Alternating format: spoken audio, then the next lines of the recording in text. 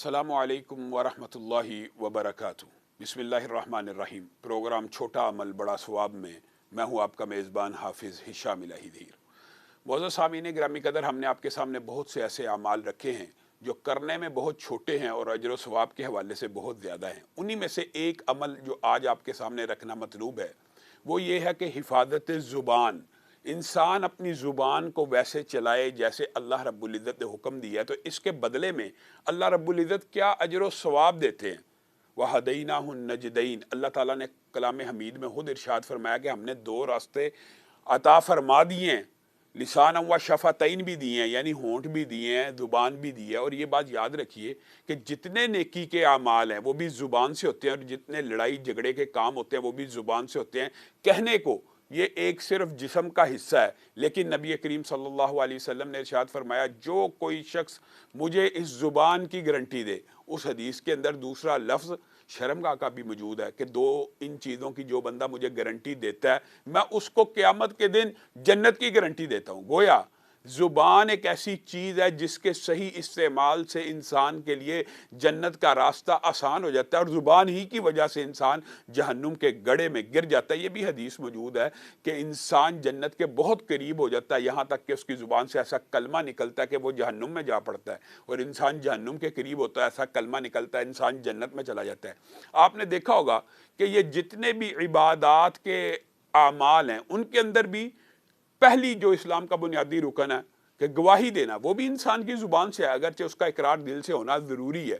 तो गोया ज़ुबान एक ऐसी चीज़ है जिसकी वजह से इंसान किसी का दिल भी जीत लेता है, नरम कलिमात के ज़रिए इंसान लोगों के दिलों में घर भी कर लेता है। और यही वो ज़ुबान है कि जिसका ज़हम कभी मुंदमिल भी नहीं होता, तलवार का ज़हम भर जाता है। दाना ने कहा अक़वाले ज़री मौजूद हैं, लेकिन ज़ुबान का लगाया हुआ ज़हम कभी भी नहीं भरता।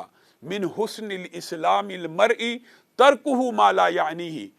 ये कितनी अजीम एक कौल है। अगर मैं और आप सिर्फ इस कौल को अपना लें तो हमारी ज़िंदगी बदल जाए। नबी करीम सल्लल्लाहु अलैहि वसल्लम ने कहा, इस्लाम की बेहतरीन बात यह है तरकुहु मा ला यानीही, हर उस बात को छोड़ दिया जाए, हर उस काम को भी छोड़ दिया जाए जिसमें बंदा मोमिन का फ़ायदा नहीं। इस बात का क्या मतलब है?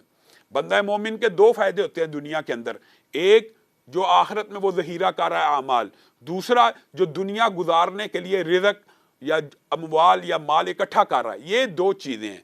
अगर इन दो चीज़ों के अलावा इंसान किसी भी काम में मशगूल है तो वो ला यानी चीज़ में मशगूल है। क्या मतलब? इंसान या तो इबादत कर रहा है, या जिक्र कर रहा है, या रिज़्क़ हलाल की तलाश में फिर रहा है। ये सब बातें ठीक हैं। एक इंसान घर बैठा है, लगव चैनल लगा लेता है टीवी का, वीडियो देख रहा है, फिल्में देख रहा है, नावल पढ़ रहा है, डाइजेस्ट पढ़ रहा है। आप बताइए, मिन हुस्निल इस्लामिल मरई तरकुहु मा ला यानी में ये बात शामिल है कि नहीं? बताइए।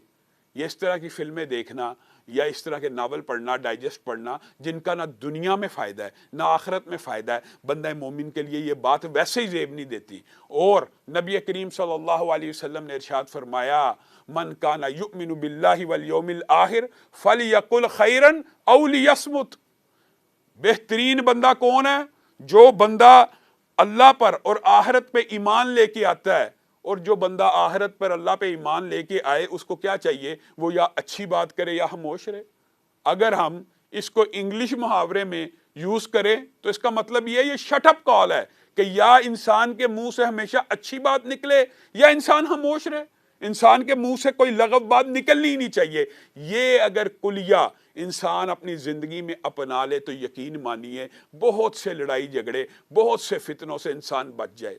नबी करीम सल्लल्लाहु अलैहि वसल्लम की मशहूर हदीस है, उक़बा बिन आमिर, निजात किस में है अल्लाह के रसूल? निजात इसमें है कि तू अपने घर में टिका रहे, अपनी गलतियों के ऊपर आंसू बहा और अपनी जुबान को पकड़ ले, अपनी जुबान को रोक ले, अपनी जुबान को बुरी बात से बचा ले। यानी इस बात का मतलब ये है कि तेरी जुबान से जब भी बात निकले अच्छी बात निकले, बुरी बात करने का ना दुनिया में फ़ायदा है ना आखिरत में फ़ायदा है। इस हवाले से मुहद्दिसीन और मुफस्सिरीन ने बड़े लंबे चौड़े अबवाब लिखे हैं कि सिर्फ ज़ुबान एक ऐसी चीज़ है कि अगर इंसान इसकी सही मानों में हिफाजत कर ले तो नबी करीम सल्लल्लाहु अलैहि वसल्लम की इस गारंटी के तहत सीधा जन्नत में चला जाएगा। اور دیگر احادیث اس بات کے اوپر دلالت کرتی ہیں۔ آپ کے سامنے ایک چھوٹی سی بات رکھتا ہوں، امام ذہبی نے اس حدیث کو صحیح لکھا ہے۔ ایک عورت تھی، وہ بہت عبادات کیا کرتی تھی، رات کو تہجد پڑھا کرتی تھی، کلام اللہ کی تلاوت کیا کرتی تھی، لیکن اس کی زبان کی شر کی وجہ سے اس کا ہمسایہ محفوظ نہیں تھا۔ نبی کریم صلی اللہ علیہ وسلم کے پاس اس کا مقدمہ لایا گیا کہ وہ عورت ساری رات تو عبادت کرتی ہے، لیکن اس کی زبان سے اس کا صرف ہمسایہ، یہ یہاں پہ رشتہ داروں کی بات نہیں ہو رہی، قریبی اعزاء اقارب کی بات نہیں ہو رہی، ساتھ والے ہمسائے کی بات ہو رہی ہے جو وراثت میں شامل نہیں ہے، جو اس کا رشتہ دار نہیں ہے، وہ اس عورت کے زبان کے شر سے محفوظ نہیں ہے۔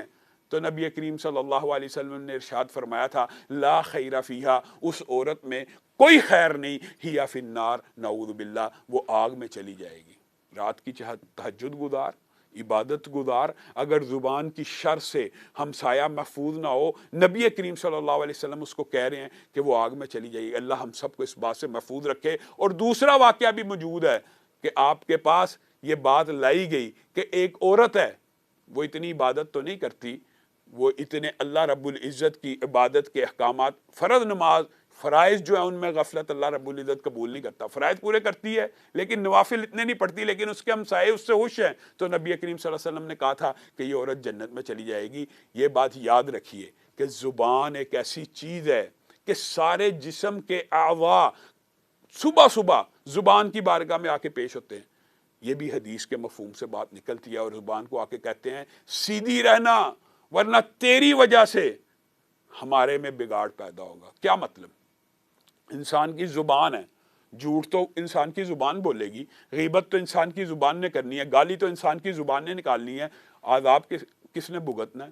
دنیا کے اندر بھی لڑائی جھگڑے کے اندر استعمال زبان نے ہونا ہے، لیکن سزا کبھی ہاتھوں کو ملنی ہے، کبھی جسم کو ملنی ہے۔ اسی طرح کل قیامت کے دن بھی زبان کی ہوئی برائیوں کی وجہ سے سارے اعضاء عذاب کا شکار ہوں گے۔ اسی لیے زبان کے پاس آتے ہیں کہ اللہ کے لیے سیدھی رہی، اللہ کے لیے اپنے آپ کی حفاظت کری، اللہ کے لیے اپنے آپ کو کجی اور ٹیڑھ پن کے اوپر نہ رکھی، تاکہ ہم سارے کے سارے اعضاء محفوظ رہ سکیں۔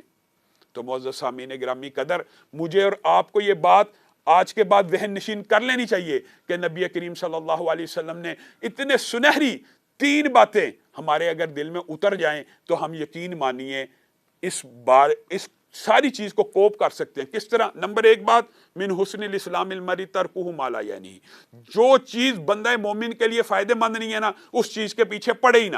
ہاں، دنیا کا فائدہ نظر آ رہا ہے اس کے پیچھے پڑھ لے، آخرت کا فائدہ نظر آ رہا ہے اس کے پیچھے پڑ جائے۔ اور دوسری بات، من کان یؤمن باللہ والیوم الاخر، جو اللہ اور آخرت پہ ایمان رکھتا ہے، فلیقل خیرا، یا وہ اچھی بات کہ یا وہ خاموش رہے۔ اور تیسری بات یہ جو عقبہ بن عامر کو کی ہے کہ اس زبان کو روک کے رکھ، اس زبان کو روک کے رکھ۔ اور اسی بات کو نبی کریم صلی اللہ علیہ وسلم نے آگے بھی یوں بیان کیا تھا، کیا تجھے میں یہ نہ بتلاؤں کہ انسان کو سب سے زیادہ نیکیوں کی جڑ، یہ حضرت معاذ کی مشہور حدیث ہے کہ نیکیوں کی جڑ نہ بتلاؤں؟ جی اللہ کے رسول، نیکیوں کی جڑ بتلائیے۔ نیکیوں کی جڑ یہ ہے کہ تو اپنی زبان کی حفاظت کر۔ اگر تو اپنی زبان کی حفاظت کرے گا تو محفوظ ہو جائے گا۔ تو حضرت معاذ نے یہ بھی سوال پوچھ لیا تھا اللہ کے رسول سے، کیا زبان کی وجہ سے بھی لوگ پکڑے جائیں گے؟ نبی کریم صلی اللہ علیہ وسلم نے کہا، جہنم اس زبان کے وبال کی وجہ سے بھری پڑی ہوگی۔ تجھے اندازہ نہیں ہے کہ جہنم اس زبان کے وبال سے بھری پڑی ہوگی؟ تو معزز سامعین گرامی قدر، مجھے اور آپ کو یہ بات چاہیے کہ ہم زبان کی حفاظت اس طرح کریں جس طرح رسول اللہ صلی اللہ علیہ وسلم مجھ سے اور آپ سے چاہتے ہیں۔ اگر میں اور آپ زبان صرف نیکی کے کام میں استعمال کریں گے، آپ صرف ایک بات یہ غور کیجئے گا، یہ زبان اللہ کی اتنی بڑی نعمت ہے، اس سے انسان چکھتا بھی ہے، اس کے اندر ذائقے بھی ہوتے ہیں۔ خدا نہ خواستہ زبان کی ایک چھوٹی سی بیماری انسان کو لگ جائے نا، لعاب پیدا، جس کو ہم تھوک کہتے ہیں، جس سے ہم کراہت محسوس کرتے ہیں، وہ بھی اگر زبان پہ پیدا نہ ہوتا، زبان چپک جاتی ہے۔ اور ہر وقت پانی ساتھ رکھ کے، ایسی بیماریاں، اللہ رب العزت ہم سب کو ان بیماریوں سے محفوظ رکھے اور ہمیں زبان کو اس رستے پہ استعمال کرنے کی توفیق دے جو اللہ نے اور اس کے رسول نے بتایا ہے۔ معزز سامعین گرامی قدر، زبان کے حوالے سے بہت سی باتیں ہم آپ کے سامنے رکھنا چاہتے ہیں۔ یہ زبان ہی ہے جو انسان کو سچ بولنے کے اوپر مجبور کرتی ہے، یہ زبان ہی ہے جو جھوٹ بولنے پہ مجبور کرتی ہے۔ لیکن میرا اور آپ کا طرز عمل کیا ہونا چاہیے، انشاءاللہ اس حوالے سے ہم اپنی بات کو آگے رکھیں گے۔ نبی کریم صلی اللہ علیہ وسلم نے یہ باتیں صحابہ کو بتلا دی ہیں کہ جو بندہ زبان کی حفاظت کرتا ہے وہ محفوظ رہ جاتا ہے۔ بندہ اس وقت تک مومن نہیں ہو سکتا جب تک اس کا دل راہ راست پہ نہ آ جائے، اور اس کا دل اس وقت تک راہ راست پہ نہیں آتا جب تک اس کی زبان سیدھی نہ ہو جائے۔ یہ ایک آبویس سی بات ہے۔ ظاہر پہلے انسان کا جو بیرونی جوارے ہیں ان کے اوپر نیکیوں کا اثر ہونا چاہیے، پھر نیکیوں کا اثر دل کے اندر اترتا ہے۔ یہ ممکن ہے کہ انسان کی زبان غیبت کر رہی ہو، جھوٹ بول رہی ہو، دھوکہ کر رہی ہو، وعدہ خلافی کر رہی ہو، بہتان لگا رہی ہو، جھوٹی گواہی دے رہی ہو، اور دل کے اندر ایمان آ جائے؟ یہ ممکن نہیں ہے۔ اس لیے یہ حدیث بڑی اہم ہے کہ دل اس وقت تک درست نہیں ہوتا جب تک زبان درست نہیں ہو جاتی۔ یاد رکھیے، ہر نیکی یہ صرف سچائی کی بات نہیں ہے، یہ اس کو اگر وسیع آپ سپیکٹرم میں دیکھیں تو آپ کو اندازہ ہوگا ہر نیکی دل کے اندر ایک سفید نقطہ پیدا کرتی ہے۔ یہ حدیث آپ نے سنی ہوگی کہ نبی کریم صلی اللہ علیہ وسلم نے کہا یہاں تک کہ نیکیاں انسان کرتا رہتا ہے اس کا دل سارے کا سارا نور کا بن جاتا ہے، روشنی کا ایک گولا بن جاتا ہے، پھر جوارح سے بھی نور نکلتا ہے۔ یہ ایک لمبا چوڑا باب ہے۔ ہر انسان کل قیامت کے دن اپنے نور کے ذریعے چلے گا، اسی کی روشنی میں چلے گا۔ یہ نور جو کل قیامت کے دن، جس دن کوئی سورج ستارے چاند کچھ بھی نہیں ہونا، روشنی کا کوئی منبع نہیں ہونا، نورہم یسعی بین ایدیہم و بایمانہم، اپنے ہی نور سے دوڑے ہوں گے، دائیں بائیں روشنی ہوگی۔ اور یہ احادیث بھی ملتی ہیں کہ سورۃ کہف پڑھ لینے سے انسان کے لیے ایسا نور پیدا ہوتا ہے جو مکہ تک جاتا ہے۔ تو اسی دنیا کے اندر سے جو نور اکٹھا کرنا ہے، اس کے لیے سب سے بہترین چیز کیا؟ زبان۔ آپ بتائیے، نیکیوں کے جتنے اعمال ہیں، ذکر ہو، قرآن ہو، تلاوت ہو، نماز ہو، سب سے زیادہ ان کا تعلق کس سے ہے؟ زبان کے ساتھ۔ تو گویا زبان کو اگر آپ نیکیوں کے کام میں لگائیں گے، نہ صرف آپ کے جسم کی حفاظت ہوگی، دل کی حفاظت ہوگی، ایمان کی بھی حفاظت ہوگی، نور کے حصار آپ کے ارد گرد بنیں گے۔ اور ان کا کیا فائدہ ہوتا ہے؟ وہ حفاظتی حصار ہوتے ہیں۔